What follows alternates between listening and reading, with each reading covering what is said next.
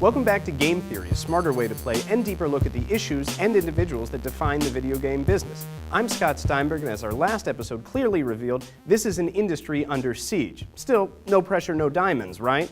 But what I do find troubling is the fact that as the economy rebounds, so many seem content to write recent troubles off as a one-time glitch.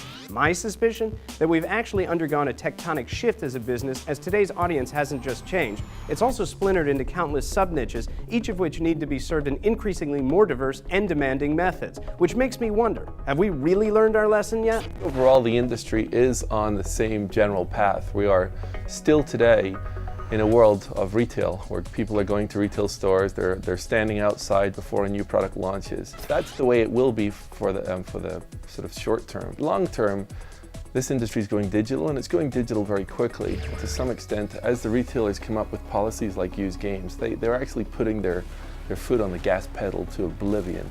And that ultimately is going to make the game industry digital about as fast as it can possibly be. The change is happening depending on who you're talking about. For hardcore gamers, very little change. They want high quality, big budget games, and they're willing to pay for it. For the casual market, they're a lot more fickle, and they're a lot more sensitive to what happens in the economy. If you're catering to that market, it's going to be a roller coaster ride. And this is why we're seeing a lot of game companies hunkering down with, high quality AAA games.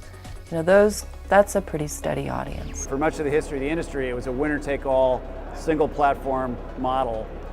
Clearly, it's never going to be that way again. I think in the future, any kind of game company, they have to have a technology approach that gives them agility to cross platform boundaries. That's going to play into where gaming really needs to go, which is to become like SaaS, or software as a service, where customers are going to the cloud and they have an account and they have virtual items and can play, but they may come in from a variety of different devices. It's going to be really about simplicity and convenience and making that model work. The startups now that you're seeing, these guys are doing casual games and they're putting them either on Facebook or on an iPhone. Those are really easy platforms to get on. I mean, they're low barriers to entry to create that stuff, and they're quite nimble. I think what shocked everybody is how popular those two avenues are. In the old days, when you had complete reliance on brick and mortar distribution, it was easier for the companies that had a lot of financial muscle to dominate physical distribution. It was really more of a brand-driven industry, and of course a lot of the video games that did well were sequels.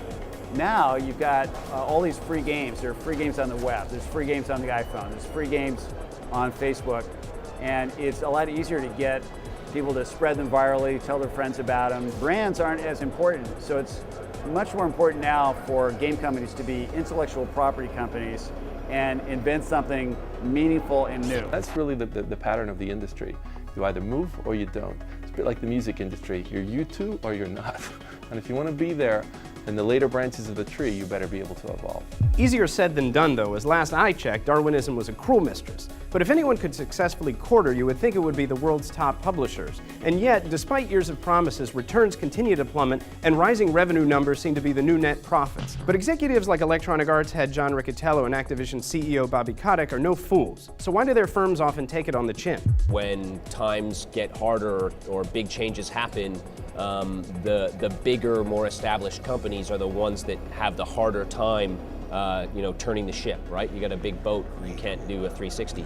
Are we as agile as we need to be? Because fundamentally, even John Riccitiello is a game developer, whether he thinks of himself as that or not, and he needs to be as agile and as dynamic and as responsive to the reality of his consumers as any designer does. It's a hard thing. I mean, the game system of EA is about 1,000 orders of magnitude more complicated than the game system of Skate. We have to change. And I think what will happen in the next few years is that we will make those changes. We will become profitable again, and there will be yet another heyday. The stimulus for that change will again be a distribution change in going digital, so we don't have to put a box on a truck, don't have to pay 20% to the store for holding it, don't have to do a lot of resale of that game, rental, all these other things. Much clearer business model to the developer. And I also think alternate business models that are good for the gamer, good also for the publisher. There's a fear at retail that the shift to online is now, and I don't think that's true at all. I mean, we're going to get more and more and more stuff online, but not full game downloads, because you have to train the consumer that the way he's going to enjoy games in the future is he's not going to have a disc, he can't take it to his friend's house to play, he's going to have some account in the cloud, and I don't think people are really comfortable with that yet. I think we're actually in the Cambrian explosion of games, where all these weird new life forms are popping out for the very first time and filling these niches that are appearing dramatically. And of course, a lot of the old established things are going to be dying off pretty rapidly, even the major life forms.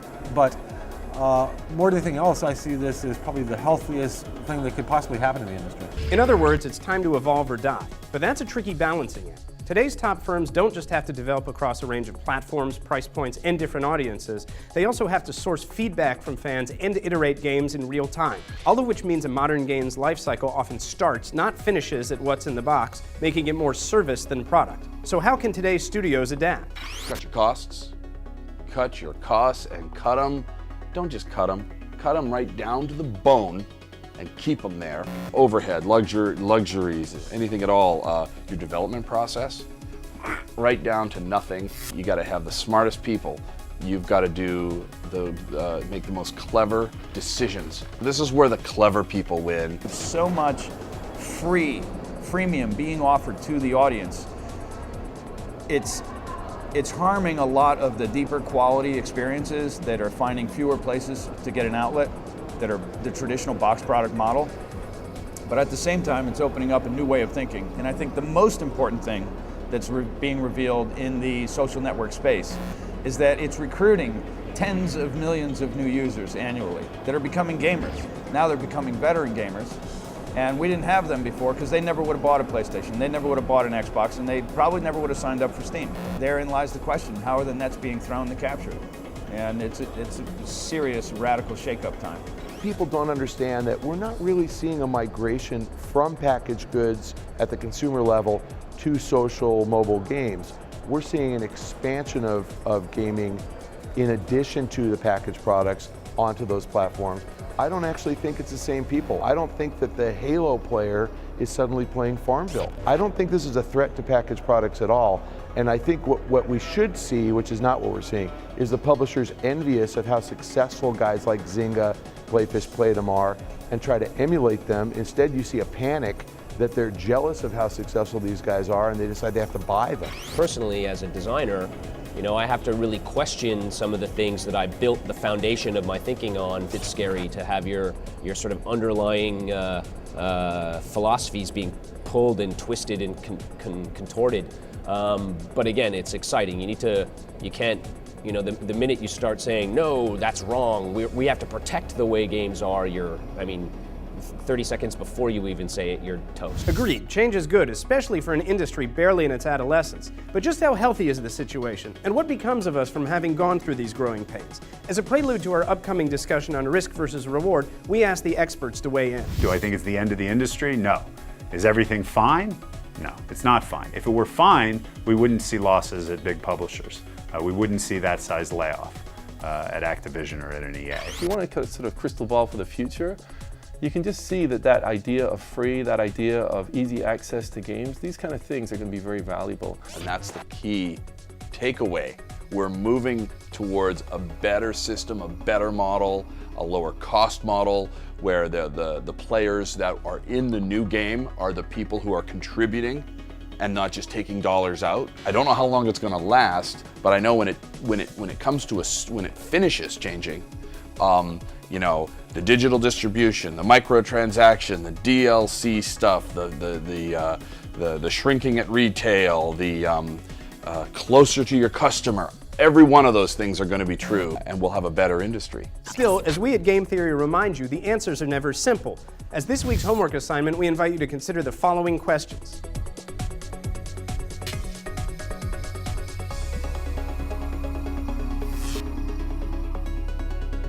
And be sure to hit us up at our website, GameTheoryOnline.com, with your thoughts. Until next time, this is your professor, Scott Steinberg, signing off.